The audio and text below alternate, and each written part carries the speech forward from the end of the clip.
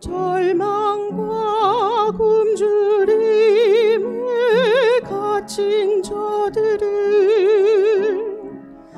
내 마음에 오랜 슬픔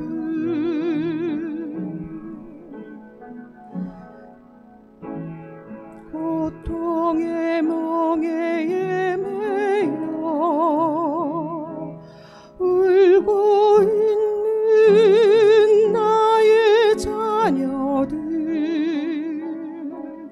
나는 이제 일어나 저들의 멍에를 꺾고 눈물 씻기기 원하는데 누가 내게 부르짖어 저들을 구원케 할까 누가 나를 위해 가서 나의 사랑을 전할까 나는 이제 보기 원하네 나의 자녀들 살아나는 그날 기쁜 찬송 소리 하나를 웃음소리 온 땅 가득한 그날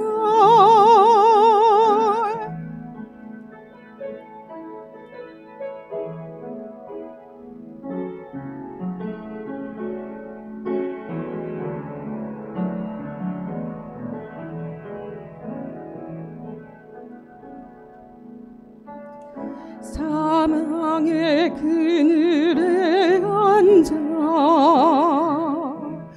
죽어가는 나의 백성들 절망과 굶주림에 갇힌 저들은 내 마음에 오랜 슬픔 고통의 멍에에 매여 울고 있는 나의 자녀들 나는 이제 일어나 저들의 멍에를 꺾고 눈물 씻기기 원하는데 누가 내게 부르짖어 저들을 구원케 할까 누가 나를 위해 가서 나의 사랑을 전할까 나는 이제 보기 원하네 나의 자녀들 살아나는 그날 기쁜 찬송 소리 하나를 웃음소리 온 땅 가득한 그날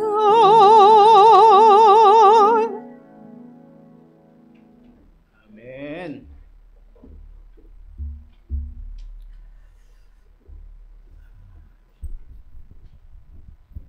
우리는 교제 그러면 성도들 간의 교제만 이렇게 생각하기 쉽습니다. 그런데 하나님이 교제케 하실 때에는 이 성도들 간에도 잘 교제해야 되지만 이 성도들이 이제 자기의 가정에 가서도 교제를 잘하길 원하세요.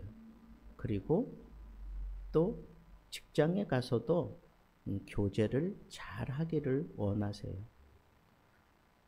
그런데 교회에서는 잘 어울리고 잘 교제하던 사람이 가정에 가니까 아버지가 안 믿는 거야.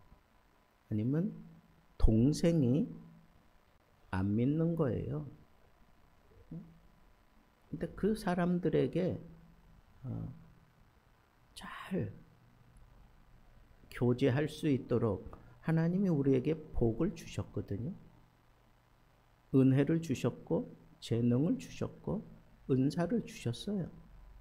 근데 우리는 가정에서 교제하는 걸 잘 못해. 가정에서 교제하는 걸 잘 못해요.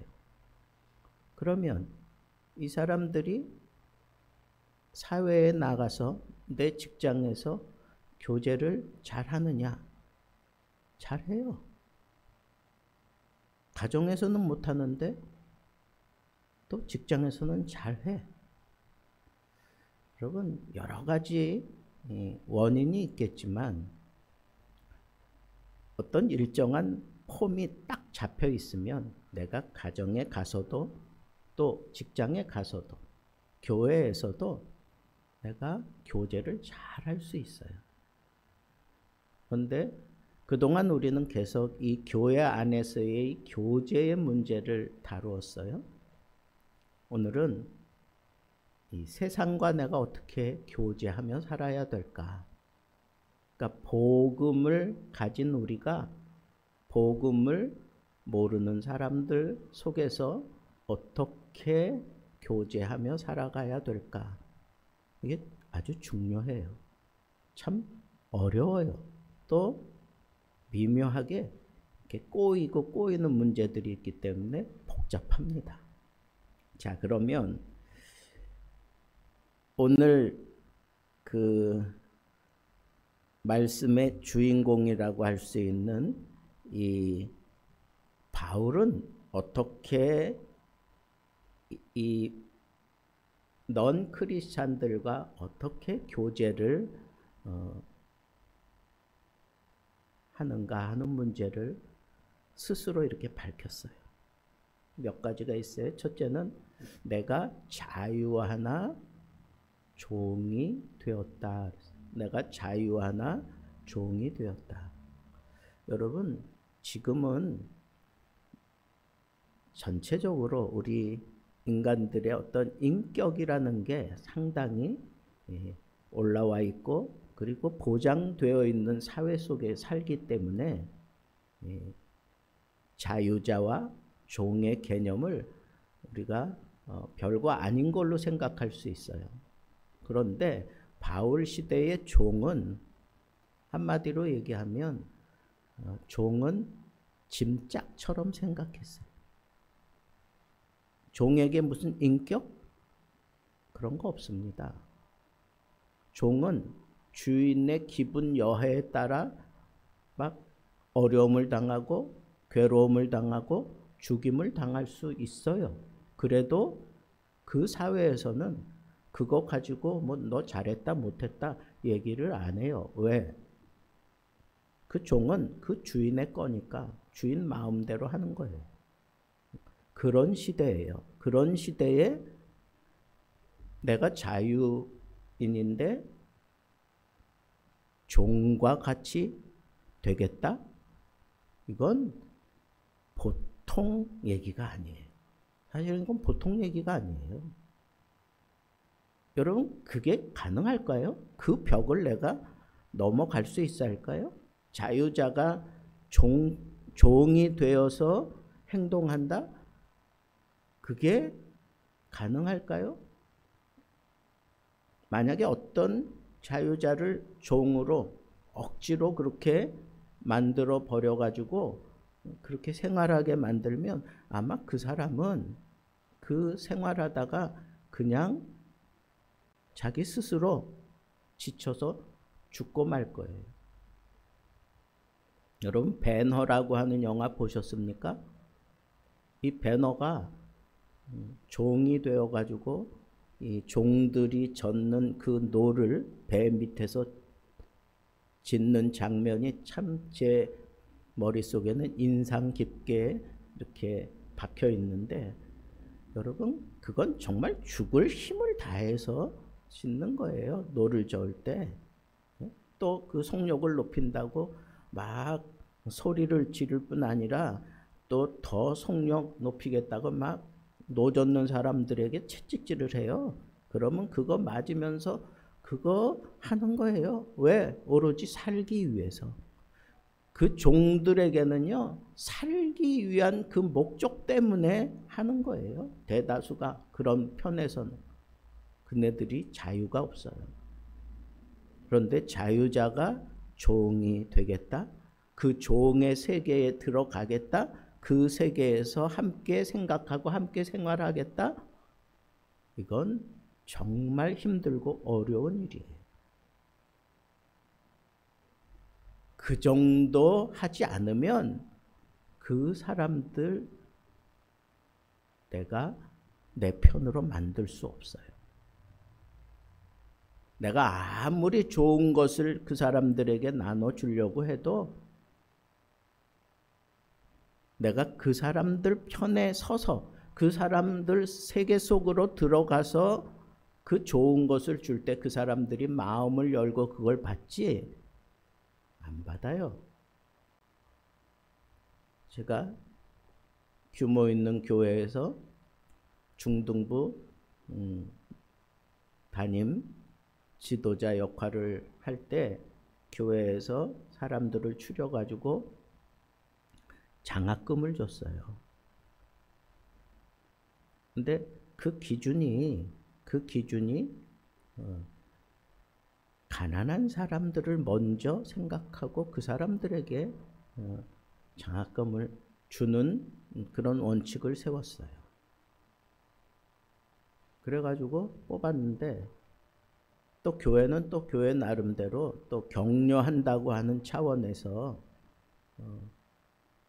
그 장학금 받는 사람들을 앞에 세워놓고 하나하나 그렇게 나눠주고 격려하고 기도해 줬어요. 근데 한 친구가 안 나오는 거예요. 이름을 불렀는데 안 나오는 거예요. 끝까지 안 나오는 거예요. 어떻게 해요? 그냥 순서는 진행되고 예배 마친 다음에 그 친구를 불렀어요. 그래서 불러놓고 너 왜 나오라 그러는데 안 나왔니? 제가 그 친구 마음을 모르겠어요? 그 형편을 모르겠어요? 다 알지. 근데 자기는 속상하다는 거예요. 자존심 상하다는 거예요. 왜냐하면 그거 나눠줄 때 우리 장학금 그러면 성적 장학금이라는 게 있잖아요.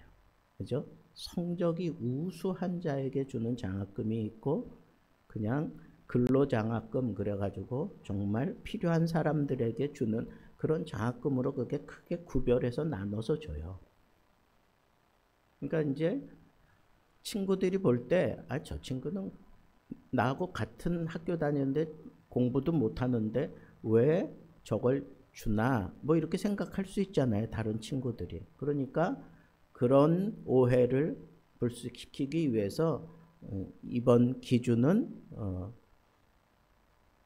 삶이 좀 녹록지 않은 사람들을 먼저 생각하고 정했다라고 하는 것을 얘기하고 나눠준 거란 말이에요.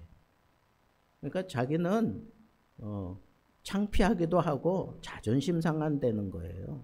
왜 그 얘기를 하느냐 이거야. 그냥 주면 그 다른 애들은 아, 저 친구는 성적이 좋아서 받는가 보다, 그렇게 생각하고 나가서 받으면 자기는 좋았을 텐데, 이제 그런 얘기를 하는 거예요. 그래서 내가 그렇게 얘기를 했어요. 너 자존심 상하지? 너한테 문제가 있다고 생각해 본 적 없어? 왜 네가 정말 공부 잘하는데 가난해서 교회가 이렇게 주는 거라 그러면 그거 받으러 나갈 때 너 자존심 안 상했을 거 아니야.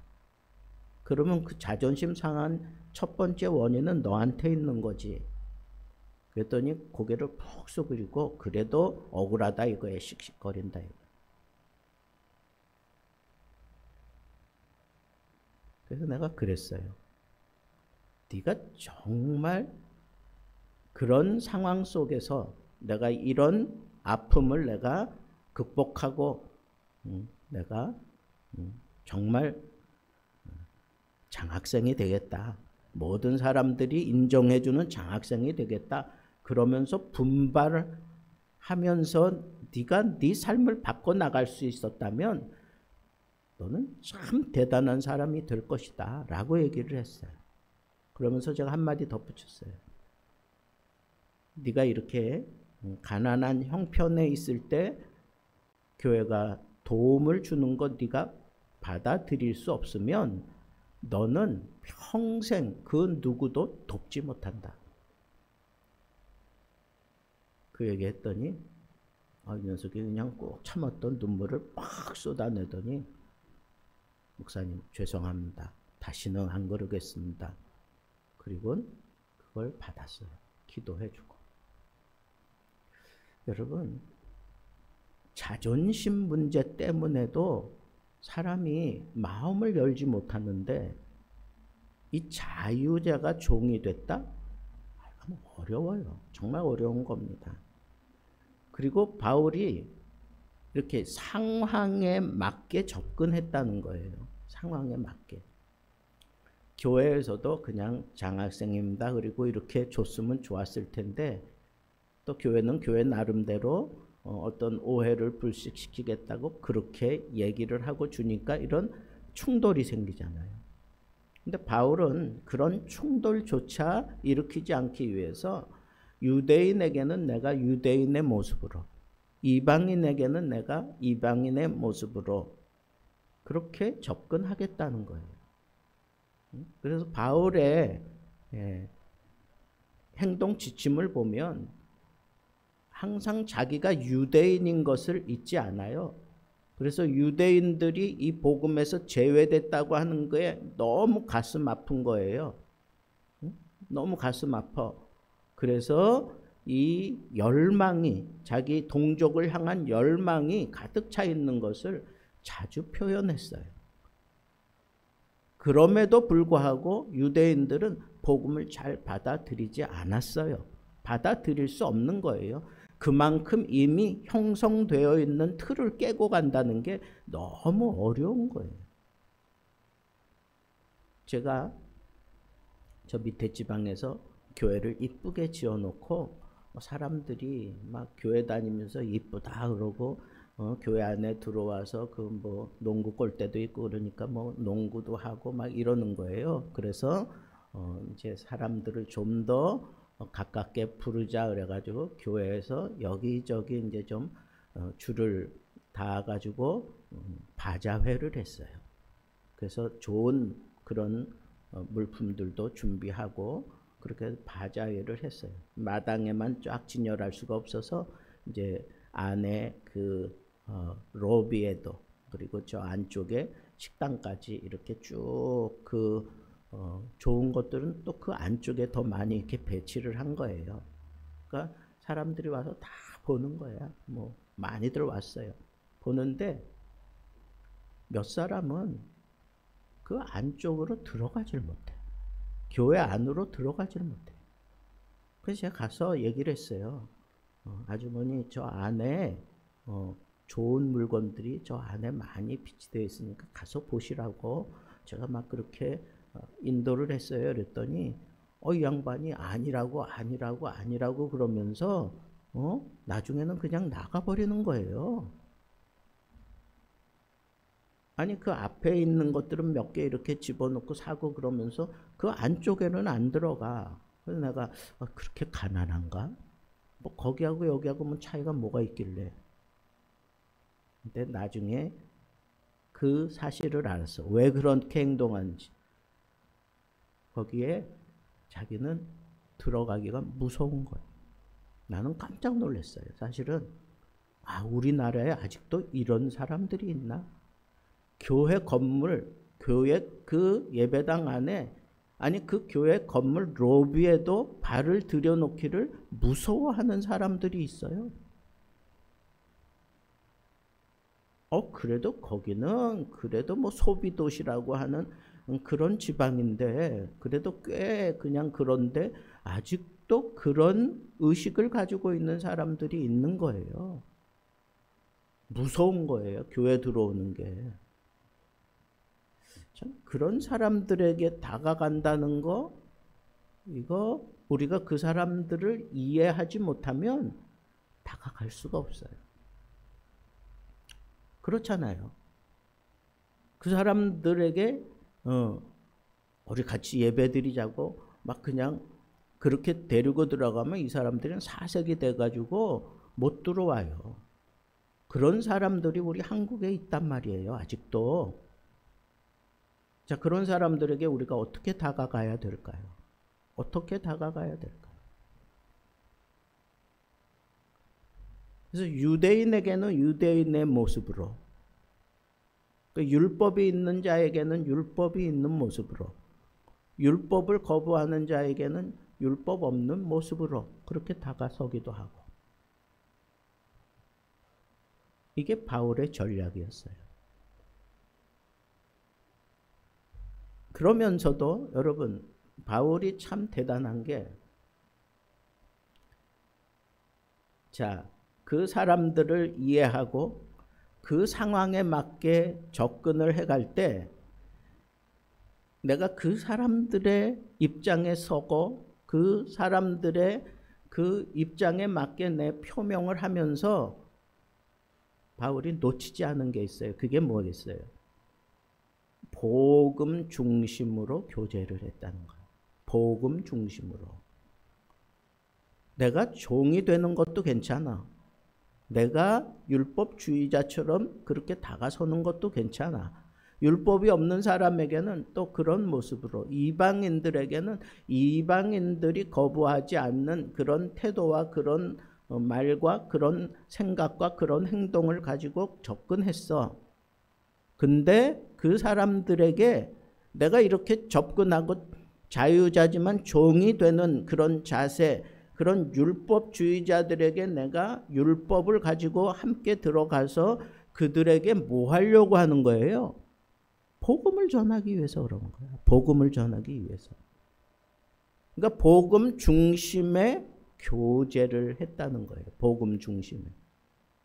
오늘날 우리 한국 이 기독교계에도 막 아주 여러분들이 잘 살펴봐야 될 게 있어요. 이게 정말 정통성을 가지고 있는 그런 교회인지, 아니면 자유주의, 그리고 상당히 좀 진보해서 기독교 중심 교리를 완전히 회파시키고 잘못된 그런 모습으로 그렇게 얘기하는 그런 단체가 있고 그런 교계가 있어요. 그걸 구분을 해야 돼요. 그리고 그걸 구분하지 않으면 우리 스스로 잘못된 그런 고리에 이렇게 묶일 때가 있어요. 뭐 아주 비근한 예로 뭐 큐어 축제하고 막 이래. 여러분 큐어 축제 알잖아요? 근데 거기에 목사님들이 앞장섰어. 몇몇 목사님들이 앞장서서 우리가 이 사람들 이해하지 못하고 이 사람들처럼 우리가 행동하지 않으면, 이 사람들과 발을 맞추고 보조를 같이 하지 않으면 이 사람들에게 우리가 어떻게 복음을 전할 수 있겠느냐 이거예요. 뭐 틀린 얘기 아니잖아요. 바울이 그랬으니까. 그런데 그 사람들은 놓친 게 있어. 복음 중심이 아니라 그 사람들 속에 그냥 묻혀주는 걸로 그냥 그게 기독교의 복음인 것처럼 그렇게 생각을 해요. 아니에요. 바울은 안 그랬어요. 이방인들 사회에 들어가서 그네들을 복음으로 완전히 끌어당기고 복음에 무너지게 만들고 복음 중심으로 그들 속에서 복음의 위대함을 보여줬단 말이에요.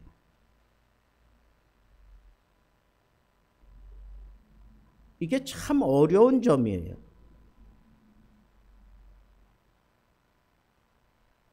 여러분, 지금 세계가 지금 이 경계선상에서 상당히 아주 그냥 충돌을 하고 어려워해요. 지금 기독교도 마찬가지예요. 종교 다윈주의 뭐 이런 얘기들 뭐 종종 듣잖아요, 그죠? 이 사람들이 이렇게 잘 포장해가지고 얘기하면 아, 그래야지, 맞아, 그렇지, 그러고 따라가다가는 내가 이단이 될 가능성이 농후해진 세계를 우리가 지금 살아가고 있어요. 여러분, 내가 저 사람하고 교제하기 위해서 내가 저 사람 자유자이지만 종처럼 되겠다. 그래서 내가 저 사람, 저 창녀, 저 사람 내가 이해하고 저 사람에게 복음 전하기 위해서 내가 창녀 돼야 됩니까? 그래야 돼요? 그 사람 이해하는 게 내가 그 사람처럼 그 사람 위치에 내가 선다고 하는 게 내가 그 사람처럼 그렇게 생활하는 거예요? 아니에요. 그 사람들이 받아들일 수 있는 정도로 나 자신을 낮추고 그들 속에 내가 스며들어 가지만 거기서 복음으로 그 사람들을 변화시키고 복음 중심의 이 메시지를 내 말로, 내 행동으로, 내 삶으로 보여주면서 그 사람들을 변화시켜야 되는 거예요. 그게 얻는 거예요. 내가 그 사람들을 얻는 거라고. 바울이 왜 자유자인데 종이 되고자 했어요? 그 사람을 얻기 위해서 그런 거예요. 그 상황에 맞게 바울이 그렇게 행동하는 이유가 뭐예요? 한 사람이라도 더 얻고자 함이라 그랬어요. 그 세계 속에 들어가서 자칫 잘못하면 내가 그들과 어우러지면서 내가 참 힘들어지고 내가 오히려 그 사람들 영향을 입고 복음이 무너질 수도 있는 그런 상황이 얼마든지 있어요. 그럼에도 불구하고 바울은 기꺼이 그 상황 속에 들어가는 거예요. 왜? 한 사람이라도 더 얻기 위해서 그들과 그런 교제를 한다라고 얘기를 하는 거예요.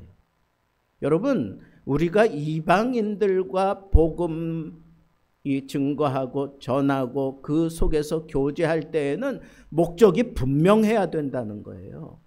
목적이 분명해야 돼. 저 사람들이 거부할 수 있도록 뭐 겉으로 다 표현하는 건 아니지만 내 말로, 내 행동으로, 내 마음 씀씀이로, 내 삶을 통해서 그 사람들에게 이 복음의 영향력을 끼쳐야 되는 거예요. 그래서 그 사람들이 복음과 직면할 수 있게 만들고 복음으로 말미암아 그들의 삶을 바꿔놓을 수 있는, 그게 바로 그 사람들을 얻는 거예요. 얻는 거예요. 자, 그러면 조금 더 디테일하게, 그러면 우리가 오늘날 이 시대에 비추어서 바울 시대하고 우리는 이 문화적인 차이도 많고 공간적인 여러 가지 문제들도 많이 있습니다. 그런데 여러분, 오늘날 그러면 이 안 믿는 사람들과 어떻게 교제하는 게 바람직할까? 첫째는 일단은 그들 속에 우리가 들어가고 그들과 함께 공존하고 있다는 것을 인정하고 그들의 삶을 이해하고 공감해 주지 않고는 그 사람들을 대화조차 할 수 없어요. 그들을 이해해 줘야 돼요. 그들의 공감을, 그들의 상황을 공감해 주지 않고는 그들이 마음을 열지 않아요. 마음이 열려야 그 속에 씨를 뿌릴 수 있잖아요. 그러기 위해서는 어떻게 해야 돼요? 이해해 줘야 돼. 예수님이 사마리아, 유대인들은 사마리아로 가지 않아요. 그게 유대인의 고지식한 생각이에요. 근데 유대인으로서 예수님은 의도적으로 사마리아로 갑니다. 사마리아를 통과해서 가요. 가다가 우물가에서 한 여인을 만나서 먼저 다가서고 먼저 말을 걸어요. 그러면서 그 여인과 대화를 하셨어요. 여러분, 그 시간이 아주 뙤약볕이 내려찌는 그 시간이에요. 근데 여러분, 물 기르러 갈 때 그 유대인이든 사마리아 사람이든 그 시간에 물 길러 가는 사람 없어요. 서늘할 때 가지. 그러면 예수님이 그 여인이 그 시간에 거기 왔다는 거 그거 하나만 보고도 뭔가 문제가 있는 여인인 것을 아는 거예요. 근데 사마리아 사람과 유대인들은 서로 원수처럼 그렇게 마음속에 이렇게 응어리져 있는데 옷차림만 보고도 이 사람은 사마리아 사람, 이 사람은 유대 사람 다 알아요. 근데 예수님이 와서 물을 달라고 그러니까 이 여인이 첫 마디가 뭐예요? 당신은 유대인인데 왜 나에게 물을 달라고 하느냐, 그렇게 얘기하는 거예요. 젊은 청년이 지금 자기에게 물을 달라고 하니까 뭐 그렇게 생각할 수도 있죠. 나를 희롱하는 거냐, 뭐 이런 식으로 얘기할 수도 있는 거예요. 그런 생각을 가지고 아주 뾰족한 소리를 해온 거예요. 그때 예수님께서 그 여인과 대화를 차근차근 풀어가셔요. 결정적으로는 내 남편을 데려오라. 거기까지 그 여인의 실체를 다 벗겨내기까지 예수님과 이 여인이 차근차근 대화로 풀어가요. 여인은 계속해서 뾰족하게 얘기해요. 응? 너희들과 우리는 다르지 않느냐? 예배드리는 산조차도 다르지 않느냐? 뭐 그런 식으로 아주 예민한 문제를 가지고 막 꼬집고 막 찔러대는 거예요. 그렇지만 예수님은 그 여인의 마음을 이해하고 헤아려 주면서 또 대화를 계속 이어갑니다. 결국은 이 여인이 무너졌어요. 그리고는 물 기르러 왔다는 사실도 잊어버리고 물동이 내던지고 그냥 사마리아 그 성내로 뛰어들어가면서 와봐라 이거예요. 와봐라. 내가 만난 자가 그리스도가 아니냐. 그러면서 와보라고 막 얘기를 한다고. 여러분 그 대화 내용을 잘 보세요.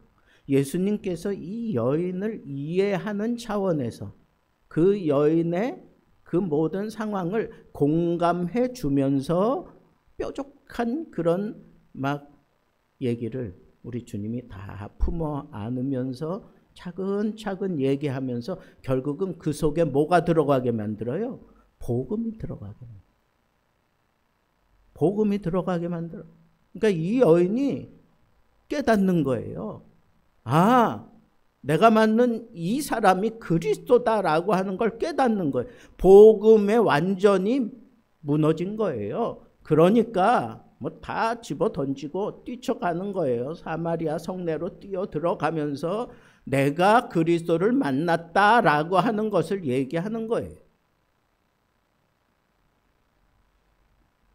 여러분, 이 여인하고 뾰족하게 쏘고 막 이러면 내가 떠먹고 말지 그러고 떠먹을 수도 있잖아요.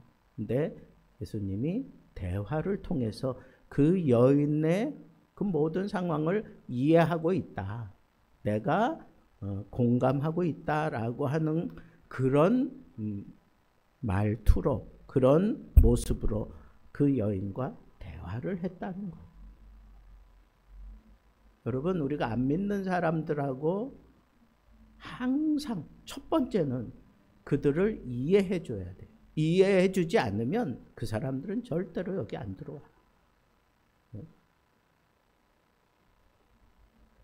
제가 이렇게 교회 왔다가 이제 내려서 집에 갈 때 저는 이제 저녁 이후에 늦은 시간에 집으로 가잖아요. 그러면 이 동네 사람 가운데 내가 제일 많이 만나는, 자주 부딪히는 사람이 누구겠어요? 저녁에도 일하는 사람이야. 그죠? 누구겠어요? 요 밑에 그 술집 하는 여인이, 그 주인.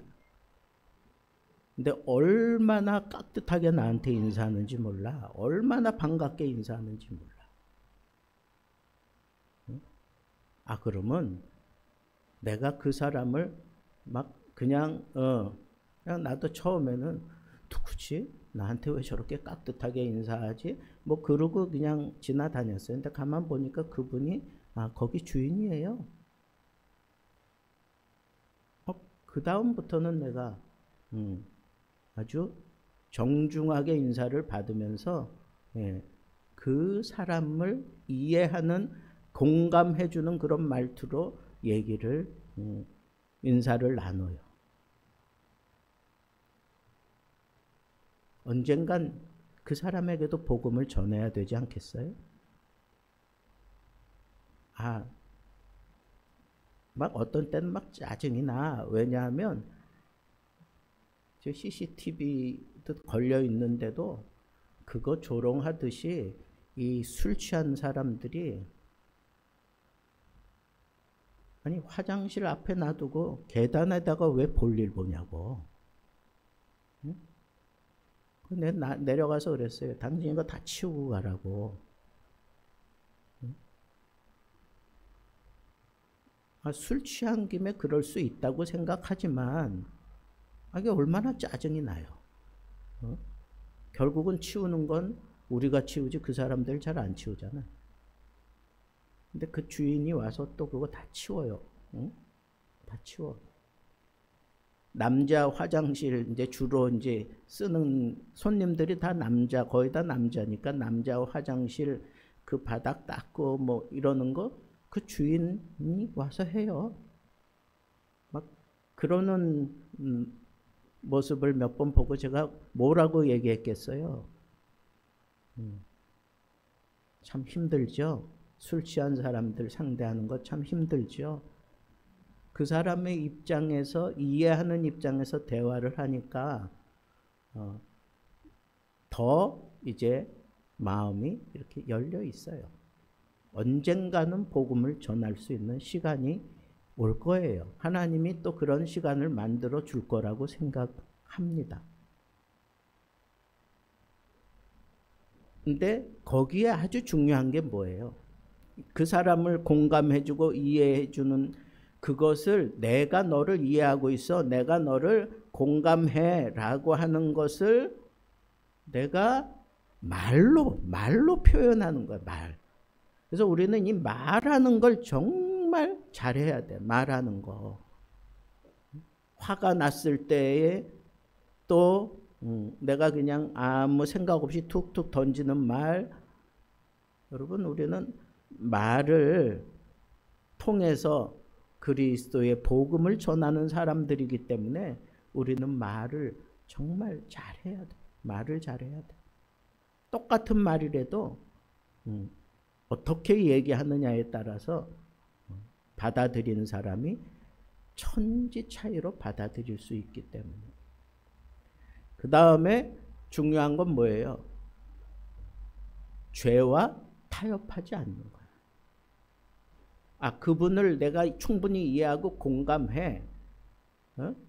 그래서 그 손님들 내가 이해해 보겠다고, 어떻게 저런 짓까지 할 수 있나, 그런 거 이해해 보겠다고 거기 가가지고 그 주인하고 앉아가지고 술 먹고 그러면 되겠어요?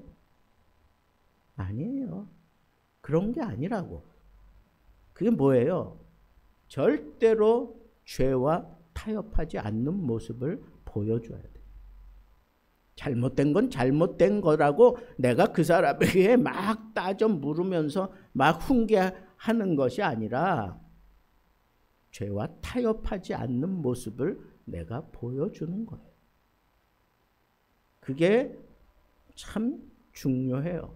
많은 사람들이, 모든 사람들이 다 죄악시하고 정죄하는 그런 직업을 가진 사람들도 있을 수 있고, 그렇게 행동하는 사람들이 우리 주변에 얼마든지 있을 수 있어요. 거기에 대해서 막 정죄하고 막 그럴 게 아니라 내가 죄와 타협하지 않는 모습을 보여주되 강요하지 않는다는 거예요. 그러지 않고는 교제가 될 수 없다. 여러분, 이게 쉽습니까? 어려워요. 죄 타협하지 않으면서 그네들에게 정말 말과 행동으로 그네들에게 이 복음이 무엇인지를 보여주고, 또 그네들의 삶을 공감해주고 이해해주면서 이게 가능할까요? 그렇게 살아가는 사람들에게 내가 이해하고 공감했는데 말은 막 그냥, 이게 참 목사가 이래도 되는 건지 모르는데, 예전에 한번 씻으러 갔어요. 그래서 이제 사우나 박스가 있잖아요. 거기 들어갔어요. 근데 딱 앉아있는데 두 사람이 들어오는데 보니까 그건 누가 봐도 중이야. 완전히 머리를 쫙 말고 행동하는 것도 들어오면서 막 이러고, 날 보고 왜 인사를 그렇게 해? 내가 언제 인사하자 그랬어? 이러면서 인사하고 막 이러는 거예요. 그래서 두 사람이 그러면서 이제 뭐 절이 어떻고 저쩌고 뭐 그런 이런저런 얘기하고 그러는데 저한테 말을 걸더라고요. 응? 말을 거는 거예요. 응? 근데 그 사람들 용어를 가지고 나한테 말을 걸어요. 근데 내가 내 마음에 순간적으로 거부감이 확 오는 거예요. 그래서 제가 어떻게 할게요? 그냥 나왔어요. 나는 아직 준비가 덜 된 사람이다 하는 생각이 들었어요. 여러분, 이런 자신의 모습을 발견하게 된다면, 여러분, 세상은 너무너무 벅찬 상대예요. 우리 예수 믿는 사람들이 상대하기에는 너무너무 벅찬 상대야. 너무너무 재밌기도 하고, 너무너무 아주 못되기도 하고, 너무너무 우리를 유혹하기도 하고, 심각한 그런 상황들을 다 안고 아주 순수하게 그냥 이 믿음 하나 지키겠다고 그렇게 팔팔거리고 그렇게 살아가는 사람이 상대하기에는 이 세상은 너무너무 벅차. 내가 직장에서 저 사람에게 꼭 복음을 좀 전해야 되겠다. 그 마음이 들어서 막 기도하고 있어요. 그러고 가서 복음을 전해야 되는데 그게 쉽습니까? 내가 아무리 좋은 말을 하고 이해해주고 용서해주고 그리고 푸근히 안아주고 그걸로 다 된 거라고 생각하고 막상 가서 너 나하고 교회 갈래? 그러면 막 갑자기 막 그냥 화를 내고 울그락불그락 하면서 네가 나한테 이러려고 나한테 이렇게 좋게 대한 거야? 막 그러면서 막 그런 일 당해 보지 않았어요? 그래서 우리에게 필요한 게 뭘까요? 기도예요. 기도하는 거예요.